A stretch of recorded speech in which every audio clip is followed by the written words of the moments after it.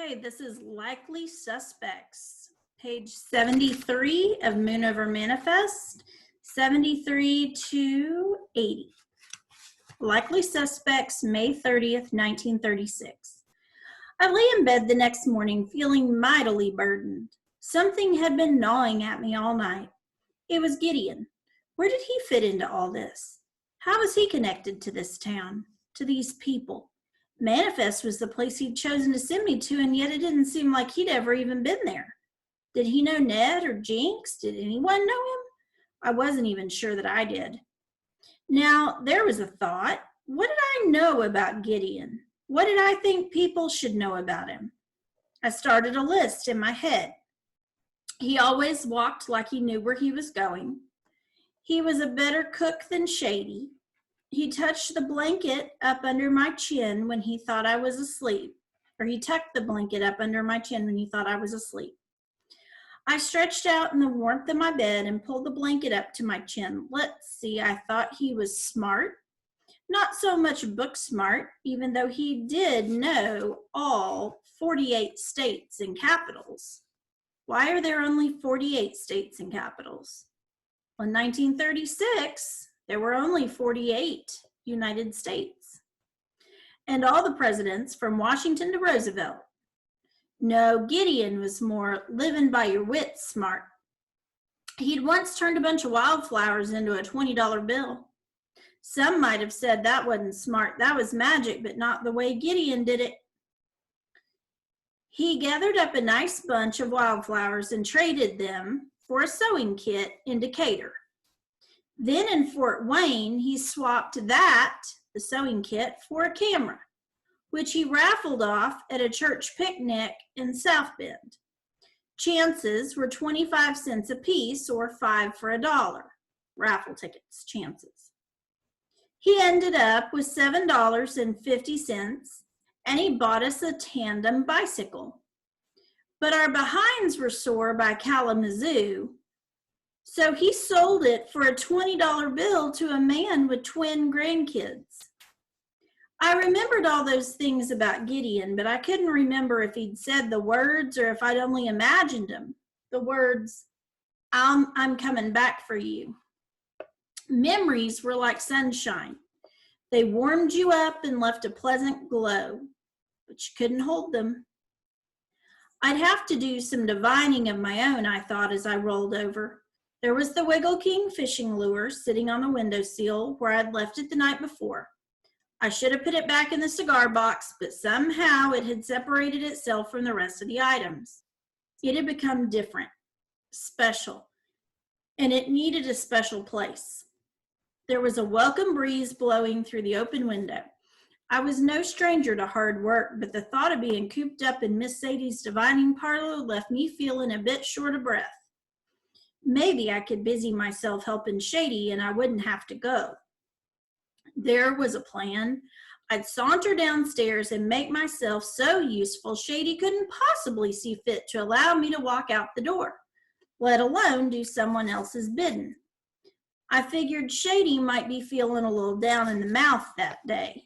He'd held his church service the night before, followed by a potluck, but it turned out to be more of a down on your luck as only one person showed up. A fellow with a week old beard and a hole in his hat brought a can of beans. I hopped out of bed, put on my overalls, and headed down the narrow wooden stairs. Good morning, Shady, I said, ready to sit down to a plate of his usual warm, slightly burnt biscuits and molasses. Shady stashed something under the bar and mumbled words I didn't catch. When he looked up, I could see that his eyes were kind of bloodshot and his whiskers hadn't been shaved since the day before. The bottle on the shelf behind the bar was still full, but I suppose it was like any craving. If a person liked cookies, he was going to keep more than one at hand. When Shady went back to the stove for my breakfast, I leaned across the counter and peered behind it, but there was only a chipped coffee cup holding a couple of nickels and a button. Was it Shady's drink money? Alcohol was against the law then as much as it was in 1917, but folks could usually get a bottle of the stuff here or there. I didn't know if bootleggers would take buttons for payments along with nickels. So why does she think Shady's eyes are red? And what does she think he hid behind the bar? She thinks that Shady has been drinking. I scooted back to my bar stool as Shady came in, presenting me with a plate of cold, more than slightly burned biscuits and half a leathery pork chop. I knew that times were hard, so I didn't complain, but my stomach couldn't help its moaning and groaning. Hattie Mae had brought by some delicious fried chicken the day before, but that was a distant memory. I bit into a hard biscuit, hoping I had enough spit to soften it up. But just then, Shady brought me a cold glass of milk. I nearly drank it down in one gulp, and he poured me another glass. It filled my stomach nicely, but in my head, I made plans to go by the newspaper office later to see if Hattie Mae had any leftovers.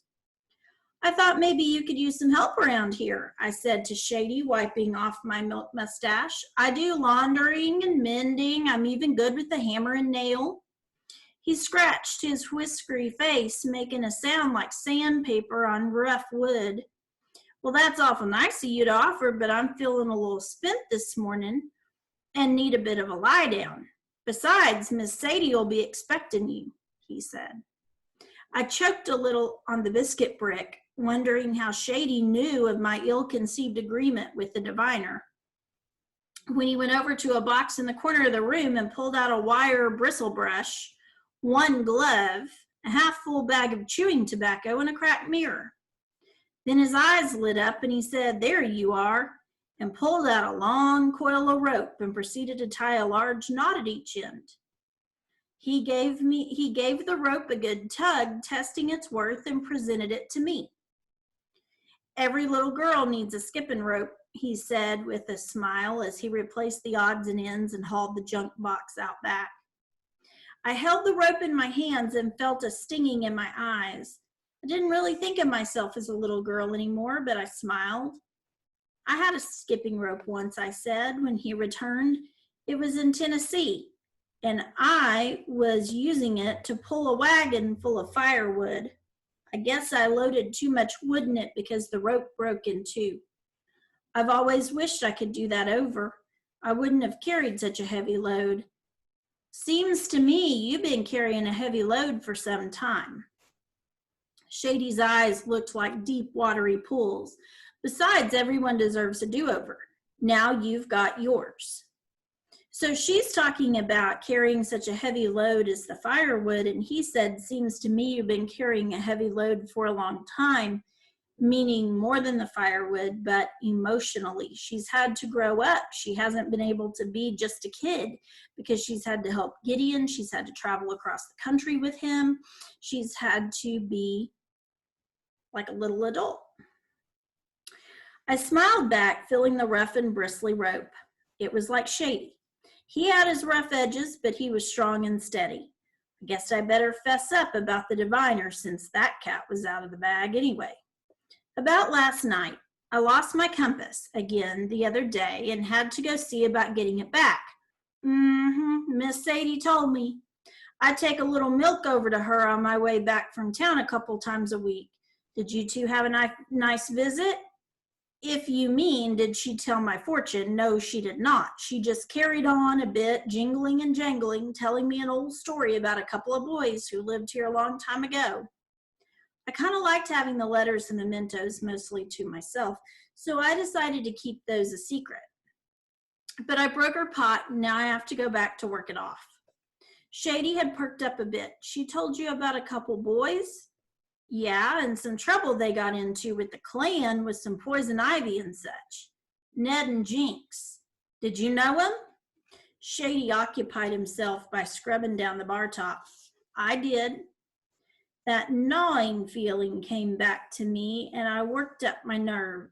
Shady? Yes, Abilene. Do you think Gideon knew those two boys? Did he have many friends when he was here? Did he ever go fishing with anyone or swimming in the creek? My questions and my need to know came out in a rush. Well, now, Shady rubbed the back of his neck. Let me see. I'm sure your daddy did most things boys do. Swim, fish, cause havoc. He worked at a stubborn spot on the counter, but I caught him catching a glimpse of me. Didn't he tell you much about when he was here? Oh, yes, he told me lots of things. He said there was a man who drove a cart around town and brought fresh milk to people's doorsteps, and ladies who'd walk down the street in white gloves and fancy hats with big feathers sticking way up. But it's like he was telling things you'd notice from a treehouse. Storefronts and activity, people going here and there, but only what you could see from a distance, nothing up close. Why, I only heard about you a few weeks ago. Did he write to you at all? Shady paused and his shoulders looked heavy. A postcard now and then. Sometimes when folks move on, it's hard to look back. It's not their fault. We knew he wandered a bit after he left, but then we got word that he had a little girl, and we knew he'd take good care of you. I did warm a little at that, but I wasn't ready to be done grumbling. I stuck my chin on my fist. Well, Gideon's telling a manifest was nothing like Mercedes. Her story was full of names and faces and who did what where. I learned more about manifest in one sitting with her than from all of Gideon's stories put together. I grumped, but I still hadn't learned anything about Gideon. Shady looked up, and with the sun gleaming in through the stained glass, he looked like he was having a revelation. Yes, that Miss Sadie sure can weave a story. I bet she could fill in some of the missing pieces. I don't know if Shady would have said more, but he looked relieved to hear a jingle at the door. Letty and Ruth Ann poked their heads in. Hey, Abilene. Then remembering their manners, they added, Good morning, Shady.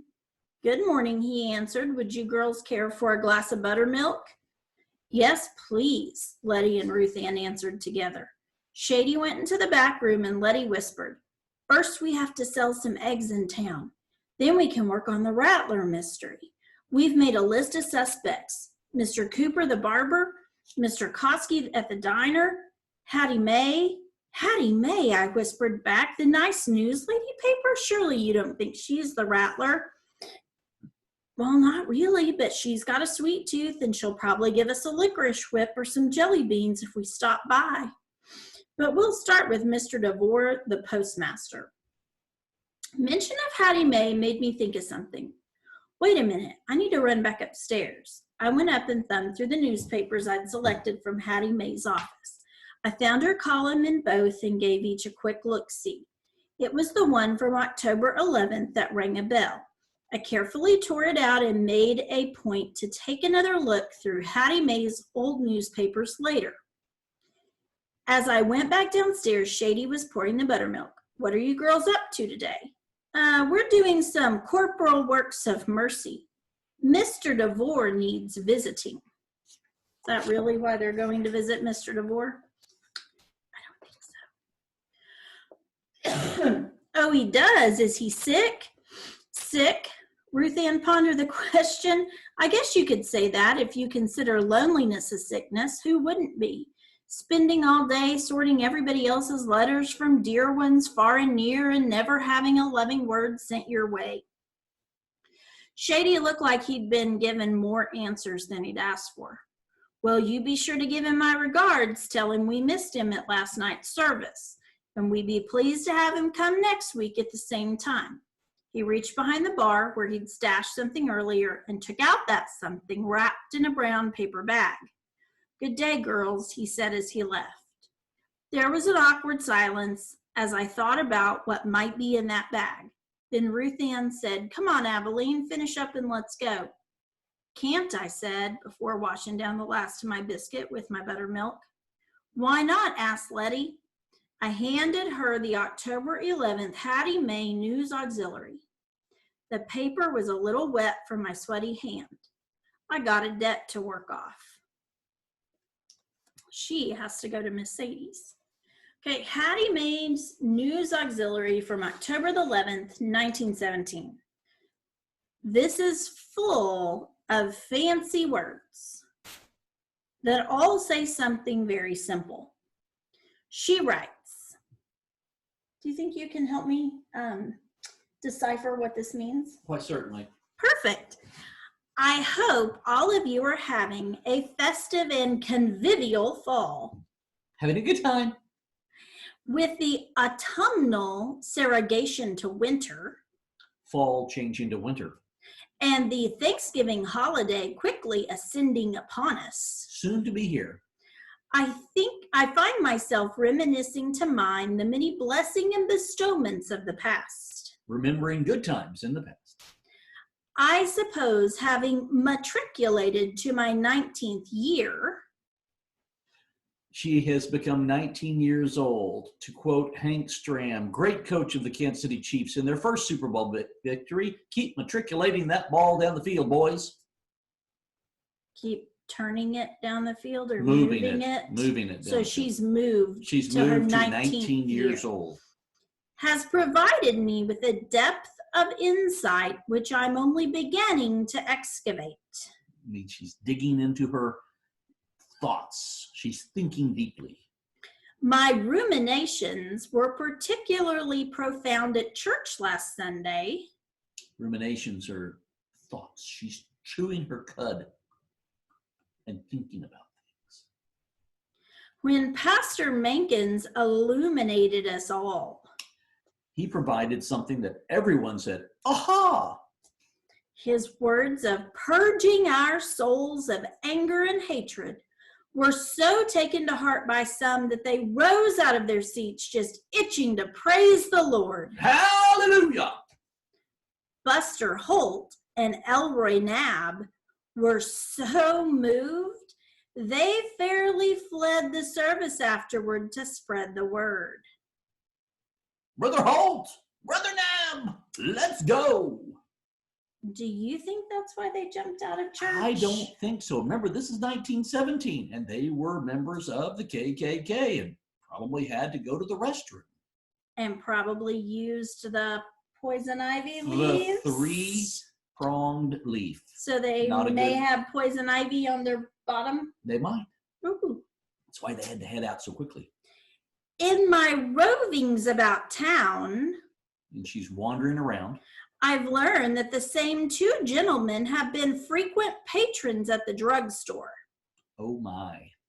Maybe buying itch cream. Oh my. They didn't say so, but I gathered they were putting together supplies for the missions. Of course they were. There was only one mission in their mind. She thought that they were making baskets for those in need. They had a need. I had no idea there was such a need for calamine lotion among the indigent, the poor, the needy. And calamine lotion is itch cream. But that selfless act of charity will forever be embalmed on my mind. It never goes away.